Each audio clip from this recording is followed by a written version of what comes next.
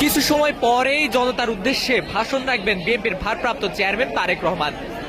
দর্শক, দীর্ঘ 17 বছরের বেশি সময়ের প্রতীক্ষার পর তিনি কিন্তু বাংলাদেশে এসেছেন এবং কিছু সময়ের মধ্যেই 300 ফিটে যে গণসংবর্ধনা দেওয়া হবে সেখানে তিনি উপস্থিত হবেন।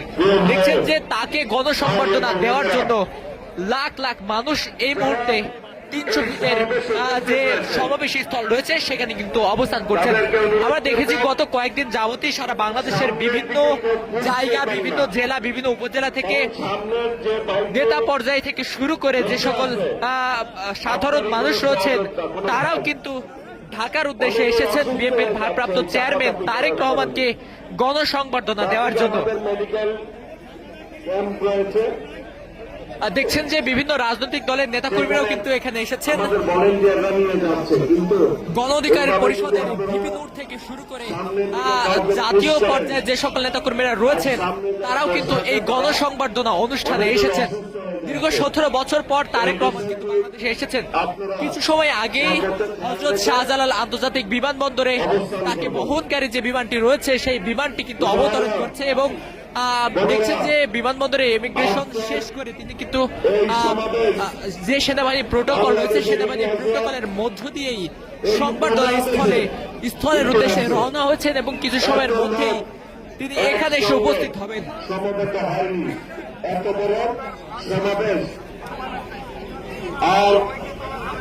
কোনদিন হবে কিনা তাও জানি না। যদি একটু দেখানোর চেষ্টা করি, বাংলাদেশ থেকে সারা বাংলাদেশের বিভিন্ন অঞ্চল, বিভিন্ন জেলা উপজেলা থেকে লক্ষ লক্ষ মানুষ কিন্তু জমায়েত হয়েছেন এই সমাবেশ স্থলে।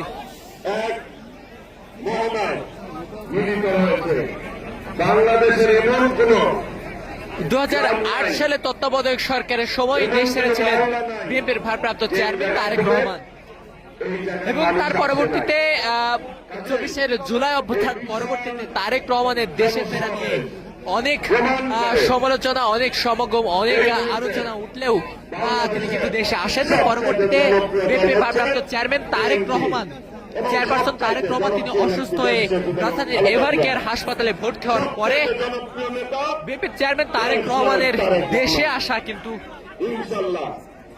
আসা নিয়ে বিভিন্ন অঙ্গনে, রাজনৈতিক অঙ্গনে নতুন করে গুঞ্জন শুরু হয়েছিল এবং দেখছেন যে আজ ঘোষণা দিয়েছিল বিএনপির মিডিয়া সেল থেকে, কিন্তু বলা হয়েছিল যে বিএনপির চেয়ারম্যান তারেক রহমান 25 ডিসেম্বর বাংলাদেশে আসবেন।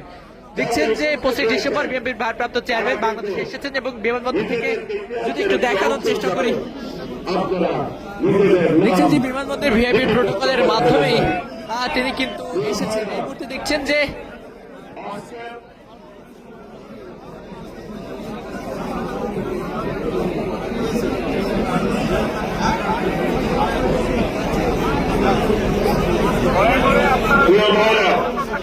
ভলেন্টিয়ার বাইরে দৃষ্টি আকর্ষণ করছি, আপনাদের ব্যারিকেড ওভারটেক করে অনেকেই এখানে চলে আসছেন এই পারে রেড জোনে।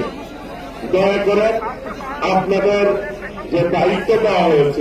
দর্শক, কিছু সময় পরে বিএনপির ভারপ্রাপ্ত চেয়ারম্যান তারেক রহমান সংবর্ধনা স্থলে এসে উপস্থিত হবেন এবং জাতির উদ্দেশ্যে তিনি জনতার উদ্দেশ্যে তিনি কিন্তু ভাষণ দিবেন। লক্ষ লক্ষ জনতা তার কথা শোনার জন্য, তাকে এক নজর দেখার জন্য কিন্তু অপেক্ষা করছেন এবং সংবর্ধনা অনুষ্ঠান শেষে তিনি কিন্তু যাবেন রাজধানীর এভার কেয়ার হাসপাতালে। সেখানে বিএনপির ভারপ্রাপ্ত চেয়ারপারসন বেগম খালেদা জিয়া, বিএনপির ভারপ্রাপ্ত চেয়ারম্যান তারেক রহমানের মা, তিনি কিন্তু ভর্তি রয়েছেন গুরুতর অসুস্থ অবস্থায়। সেখানে তিনি কিন্তু তার মায়ের সাথে দেখা করবেন। পরবর্তীতে দেখা শেষে তিনি কিন্তু যাবেন তার যে বাসভবন রয়েছে ফিরোজা, শেখ গুলশানের বাসভবন ফিরোজায় তিনি অবস্থান করবেন আমাদের স্থায়ী কমিটির নেতৃবৃন্দকে এবং গতকাল তিনি জনগণের জিয়াউর রহমানের কবর জিয়ারত করতে যাবেন। দর্শক, আমরা দেখছি যে এখানে উপস্থিত যে সকল উৎসব জনতা রয়েছে সেই জনতা কিন্তু কিছু সময় পরপরই অসুস্থ হয়ে পড়ছেন এবং অসুস্থ হওয়ার পরে বিএনপি পক্ষ থেকে যে মেডিকেল সার্ভিস দেওয়া হচ্ছে সেই মেডিকেল টিমের কাছে কিন্তু নিয়ে যাওয়া হচ্ছে এবং আইন শৃঙ্খলা বাহিনীর কথা যদি একটু বলি, অতিরিক্ত আইন শৃঙ্খলা বাহিনী কিন্তু মোতায়েন করা হচ্ছে এবং সিএসএফ এসএসএফ এবং সেনাবাহিনীর যে প্রোটোকল, সেই প্রোটোকলে কিন্তু বেষ্টিত রয়েছে সমাবেশ স্থল। 300 ফিটের এই স্টেজেই গণসংবর্ধনা দেওয়া হবে বিএনপির ভারপ্রাপ্ত চেয়ারম্যান তারেক রহমানকে। এবং কিছু সময়ের পরেই তারেক রহমান জনতার উদ্দেশ্যে, উৎসুক জনতার উদ্দেশ্যে কিন্তু বক্তব্য